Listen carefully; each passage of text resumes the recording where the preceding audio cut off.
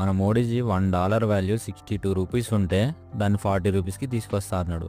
కానీ ఇప్పుడు ఆ రూపీ వాల్యూ 47% పడిపోయింది. 1947లో అంటే మనకు ఇండిపెండెన్స్ వచ్చినప్పుడు $1 వాల్యూ మన ఇండియన్ రూపీలో జస్ట్ 3.30 రూపీస్ ఉండే.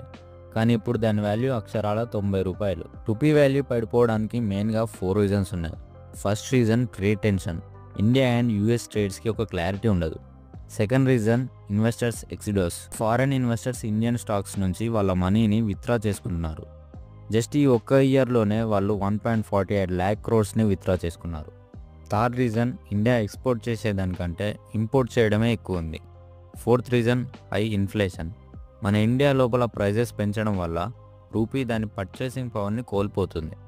రూపీ వాల్యూ ఇంకా పడిపోకుండా ఉండాలి అంటే ఇండియన్ ప్రోడక్ట్స్ని మనం వెతికి మరీ కొనుక్కోవాలి.